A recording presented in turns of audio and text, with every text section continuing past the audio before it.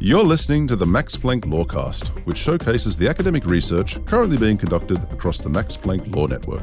I'm your host, Christopher Murphy, and together we'll be talking to some of the more than 400 researchers who are pushing the frontiers of legal knowledge in Germany and abroad. When it comes to new and exciting legal research, the Lawcast has you covered. Well, welcome back to the Max Planck Lawcast. Today we're looking at a major new EU policy framework that's designed to protect the very foundation of European democratic life. It's the European Democracy Shield. I think we'll probably refer to it primarily by EDS for short. Now, unlike previous Brussels plans that relied on top-down regulations for governments and tech platforms, the EDS shifts the front line of democratic defence directly onto civil society and you and me, everyday citizens, or at least that's what it says it will do. But how will this approach actually work in practice? To help us answer this question, I'm delighted to welcome my guest today, Franca Maria Feisel. Franca is a postdoctoral researcher at the Max Planck Institute for Comparative Public Law and International Law in Heidelberg, where she specialises in researching the EU's defence of democracy.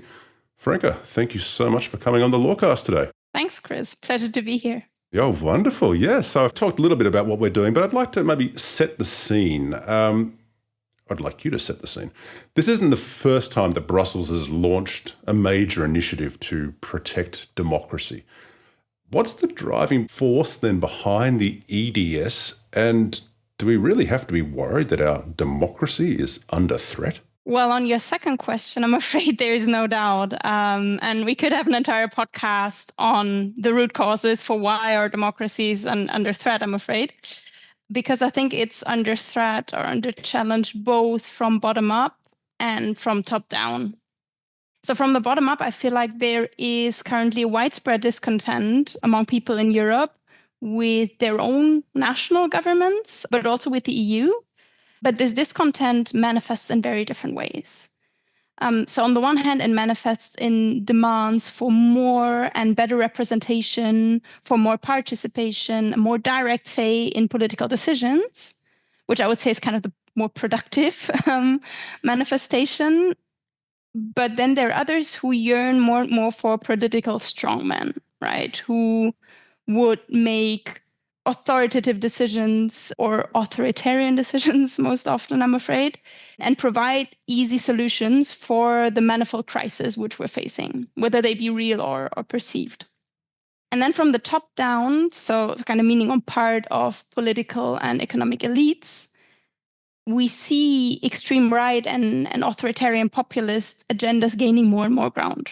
Right, which entails attacks against different core institutions of democracy and also against the democratic principle of equality, which means attacking and further excluding already marginalized groups of society. And all of this is real. And there is already a lot of evidence, I'm afraid, that those authoritarian populists, when they make it to power, be it like inside the EU, as we've seen with Orban or Robert Fico in Slovakia right now, or outside the EU, like Trump being one of the prime examples, obviously, when they do attain power, they will use it in the sense that they will actively attack democratic processes and institutions. So there is really this fear from the EU, from the Commission, that our democracy is in danger. There is. And I feel like it's kind of against that backdrop that the EU has become increasingly concerned with defending democracy in Europe. And you see that in that it has brought forward, or not the EU, the Commission specifically, several proposals for laws and policy initiatives roughly since 2020, which are aimed at precisely that, at defending democracy. So this kind of started with the Democracy Action Plan. Then a couple of years later came the so-called Defense of Democracy package. And now the latest one in this line is, as you've already mentioned, the European Democracy Shield. Okay, so right, next link in the chain then in helping defend democracy within the EU. Indeed. Now, I've kind of looked at the EDS or the whole concept, but I mean, you spend your whole day, your life researching it. I was only able to scratch the surface. But from what it seems, it's wrapped in this rhetoric. Well, I don't know if it's rhetoric, maybe that's the wrong word, but there is a desire to empower everyday citizens to become the front line of defence defending our democracy. And this seems like a genuine effort to support people on the ground. However, there are others that argue, all this talk of citizen empowerment is lovely, but maybe it's political window dressing. To put you on the spot, where do you stand here, and what do you think is going on with the EDS when it comes to empowering everyday citizens?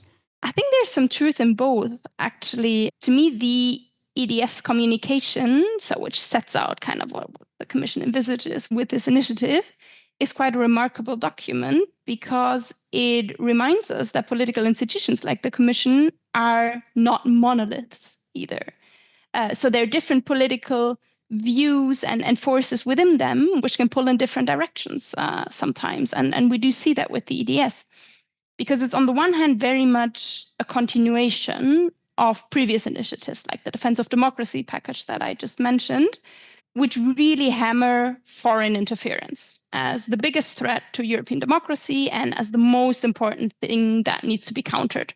And that's also what, for instance, the only real addition or major innovation that came along with this European Democracy Shield, that is the European Centre for Democratic Resilience, is all about. It's meant to tackle foreign interference. And this approach follows what you could call a certain containment rationale, right? So the need to take protective and preventive action against political enemies from abroad who want to weaken European democracy, be that through cyber attacks or election interference, disinformation, you name it. On the other hand, however, and you kind of mentioned that already, the EDS also shows a different rationale, which sometimes in the literature is being called the social democratic paradigm for defending democracy. The characteristics of this one is that it really focuses on building democratic resilience from the bottom up. So by way of political education, supporting pro-democratic local networks and initiatives and things like that.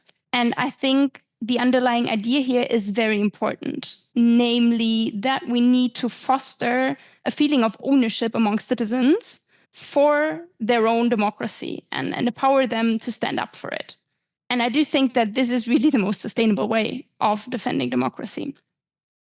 And I just wanted to add on your question that whether the concrete initiatives then that were announced in the Shield kind of that you could fit under this social democratic paradigm will contribute to that, I have my doubts about that, to be honest, because there are a lot of isolated soft law initiatives, which I think may well end up just remaining paper tigers or, some sort of a downloadable PDF on the Commission's website. Whether that's going to reach like actual citizens on the ground, I'm not so sure. Right, yeah. Well, we'll actually dig into that a little bit more in the second part of the podcast. Just one little question I had, though. The EDS then, it doesn't replace previous initiatives, it builds on them. Yes, it does. Okay. Yeah. Okay, so they still remain in force, and now we've got this new Shield, which is now trying to bring in more participation from the citizens as well. Yes and no. I mean, it says that it wants to focus more on that dimension, but as I said, the means that it provides for that are fairly vague and not very decisive. And if you compare actually the EDS to previous initiatives, it's quite remarkable because it has the least legal substance or hard law. Well, the European Democracy Action Plan and the Defense of Democracy package brought forward concrete legal proposals for new regulations and directives that are meant to defend certain dimensions or actors of democracy in Europe in one way or another. The EDS doesn't really do that. Okay, right, interesting. Well, one thing, though, that the EDS does do, and you've mentioned this, is that it creates this new European Centre for Democratic Resilience. It sounds very impressive, I'm not going to lie. You mentioned it before, but maybe you can explain then a little bit more detail, or maybe it's difficult because it's maybe based on soft law, but what the European Centre for Democratic Resilience does or is planned to do. Yeah, I can try. But also to me, to be honest, the exact way of how the center is going to operate remains a bit opaque, let's say. Well, the description of its mandate on the website of the center is, and I'm quoting, it's a new hub for exchange between EU institutions, member states, and civil society to empower, protect, and promote strong and resilient democracies across the EU. And that's, of course, a very broad and also ambitious mandate. But what I gather it means de facto is countering foreign interference. So the center is meant to gather information from different member states, but also from candidate countries to the EU on attempts at interference and at information manipulation. And the center is also meant to help these actors exchange best practices on how to counter these attempts. So how to make, for instance, vulnerable digital and physical infrastructures, for instance, around elections, more resilient. And there's also meant to be a stakeholder platform integrated to or adjacent to the center. That's not quite clear yet because that platform has not yet been set up. And that's the way the center intends to bring in civil society organizations, researchers with expertise in the field, etc. So that's maybe a bit, again, this participatory dimension that they're trying to bring in via the stakeholder platform. But then the center has only taken up work in February, so rather recently.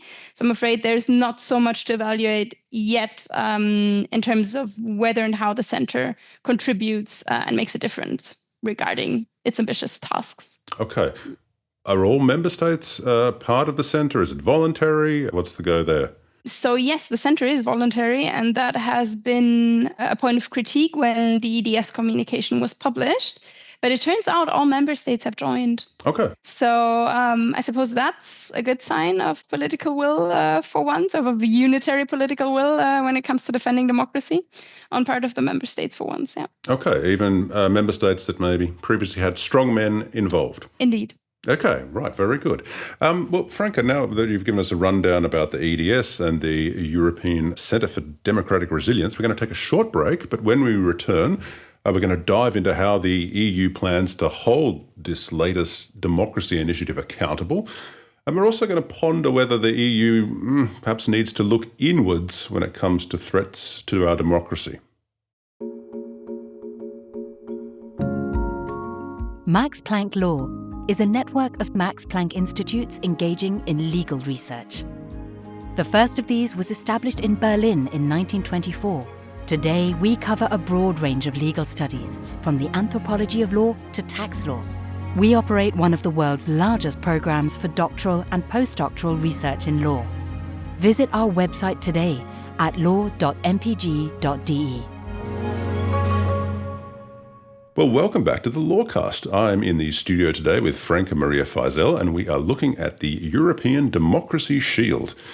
So, Franca, we did talk a lot about the reasons behind the EDS and the previous policy initiatives of the European Commission and the EU at large, where they tend to have this a proclivity to primarily frame democratic decay as coming through foreign interference. It seems to be that this is where we're looking kind of outward.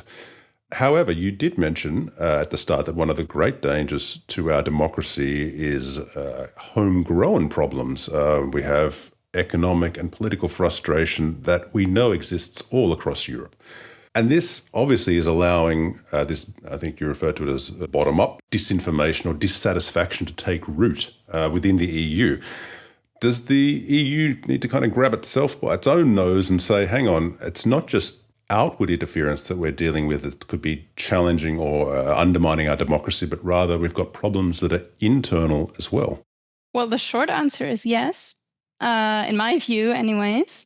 And are they doing that? I mean, it's of course a bit more complex than that. I mean, obviously it's not wrong to say that foreign interference is a significant threat to European democracy.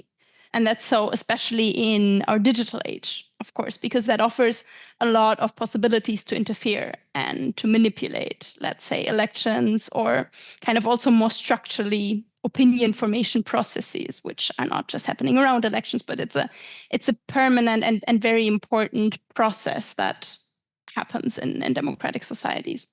Foreign interference in these processes is a phenomenon that has definitely grown in recent years. This is interference, and it's coming on, for instance, on social media platforms and the like. It's not that our election systems and our counting of votes is being hacked or attacked? No, it's more the opinion formation processes. But I mean, I think even like more serious cyber attacks on election infrastructure, digital voting could very well happen. I'm not an expert on that, but I don't know, with AI, I'm sure that's possible. But yeah, you kind of hinted at it already in the sense that foreign interference is never just foreign, right? Because one of its aims is to strengthen anti-democratic political forces that already exist within the EU and to amplify their voices and messages and ideally push them into power so that then foreign non-democratic actors have their allies inside the EU. And that's what happens, for instance, when you have domestic organizations in the EU, like, I don't know, think tanks advocating for ultra-conservative, nativist, anti-LGBTQ or anti-abortion agendas. When they get funded by often very well-resourced foundations, let's say from the US, but then what does that mean? What we see here is, of course, that these foreign actors are tapping into an anti-democratic potential which already exists in the EU. And I think that's the point that may not be overlooked, as justified as the aim of countering foreign interference may be. Because in my view, at least the same amount of political attention and resources needs to be devoted to policies which are more inwards focused and which really try to prevent these beliefs from taking hold in the first place.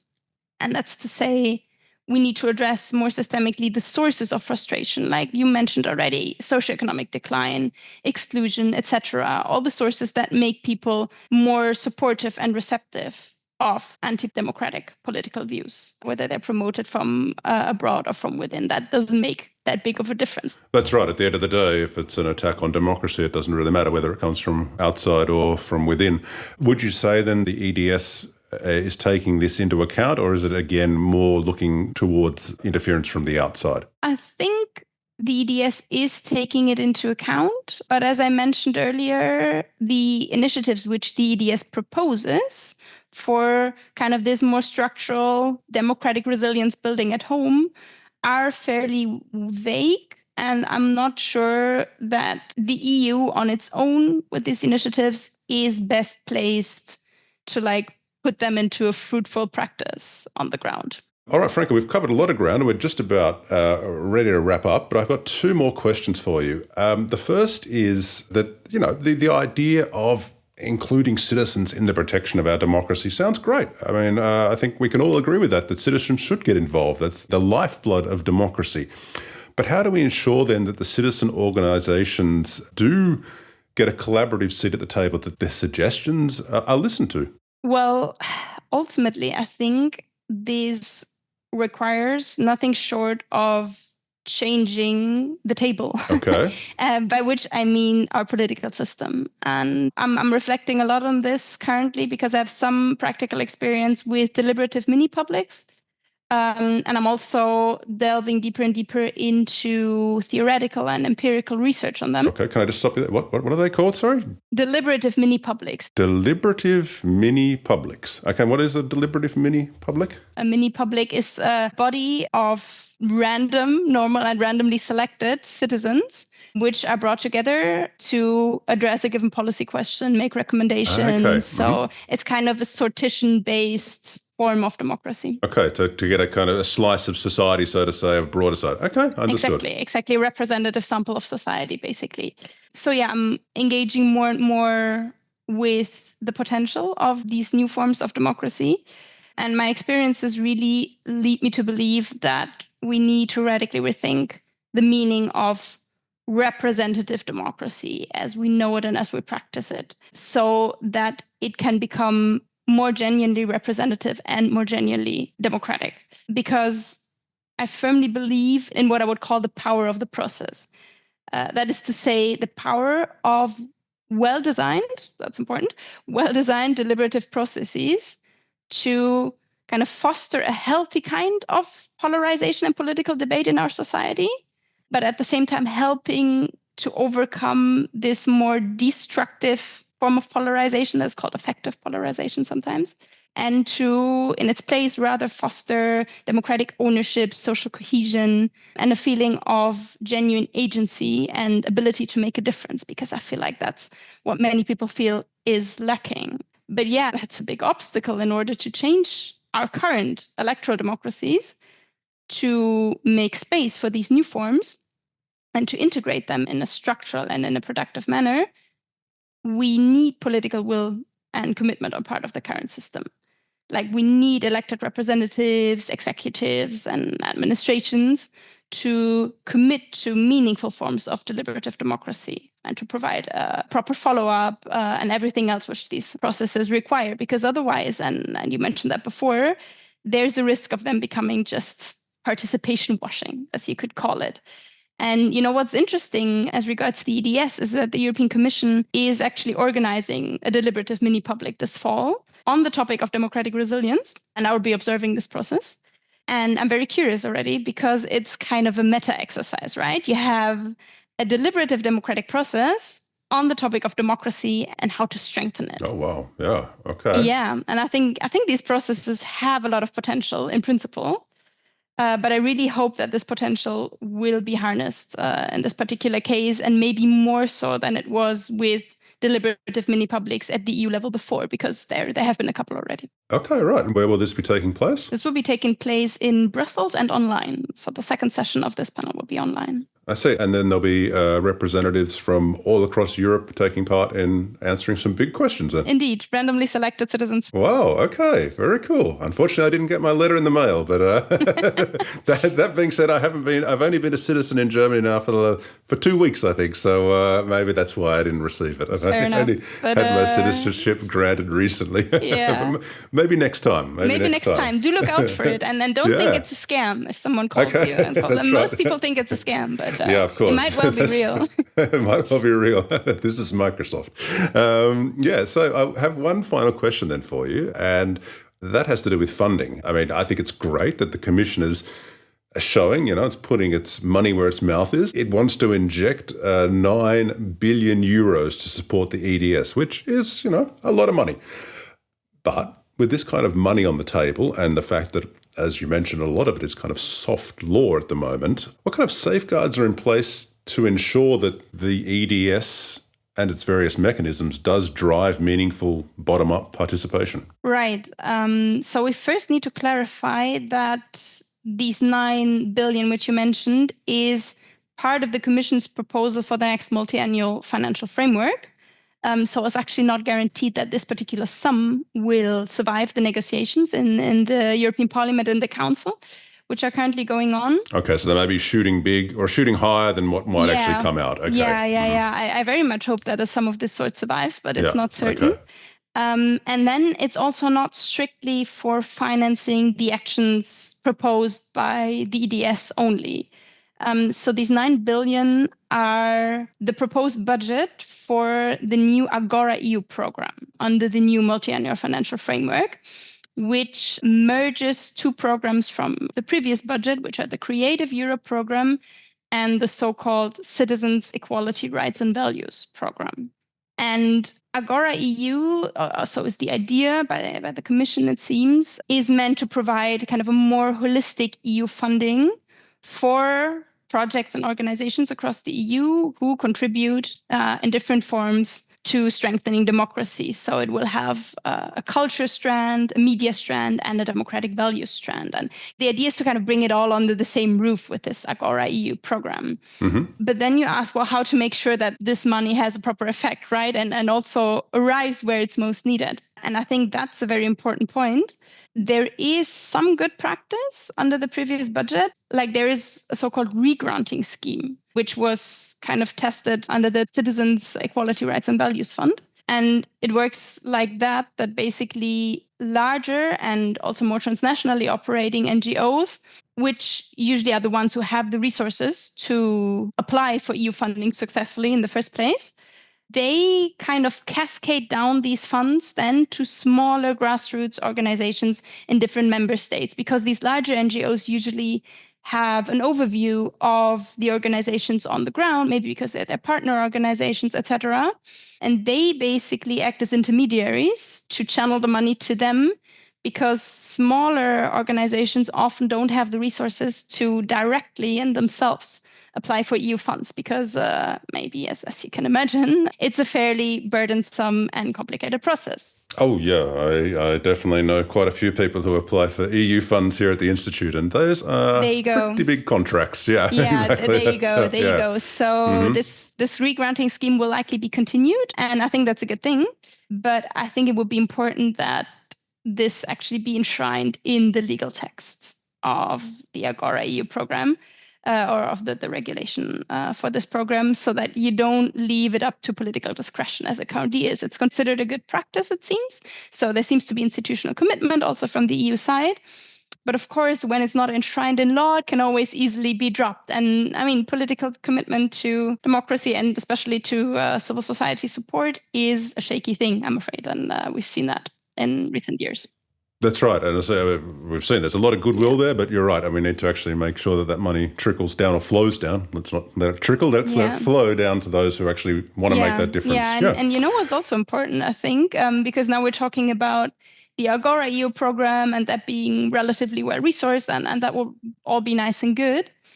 But I think it's at the same time somewhat problematic that this would make democracy funding under the EU budget quite siloed. So it would be all concentrated within Agora EU. Okay, so there'll be a lot of fighting then for those finite resources. No, that's not necessarily what I mean. I think this kind of targeted democracy funding doesn't really make sense, or might well evaporate, if not other financial priorities under the MFF are devised in accordance with this aim of defending democracy as well. Because, of course, it's great if, for instance, you support political education, for instance. But then if the EU spends significantly bigger amounts on other priority areas of the MFF in a way that undermines democracy, that puts the EU's credibility, but also the effectiveness of its actions at stake. And I'm thinking here of areas like, competitiveness, defense, migration, where we are seeing developments at EU level, which perhaps do not live up to democratic principles, which the EU otherwise propagates and aims to defend.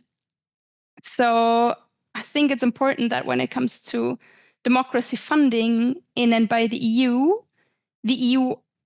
binds itself and binds the way its money is used to democratic principles in a way that is really horizontal and that is consistent. So a holistic approach then to supporting democracy. Yeah. Well, Franca, that brings us to the end of our interview today. I'd like to thank you very much for coming on to the Lawcast and sharing your incredible insights and analysis with our audience. I'd say that whilst the EU is certainly making a lot of steps in the right direction here with defending democracy, it sounds there's also a lot of contradictions when it comes to how the EDS will actually play out in practice. Yeah, I think that's really the essence of it, Chris. But it was fun to discuss with you. Thanks for having me. Yeah, you're more than welcome. All right. I look forward to having you back on here in a couple of years' time, and then we can look at exactly how things have played out with the European Democracy Shield. Until then, I'm Christopher Murphy, and this has been the Max Planck Lawcast. Thanks for listening to the Lawcast. If you'd like more information about Max Planck Law, or if you'd like to get involved, please visit us at law.mpg.de.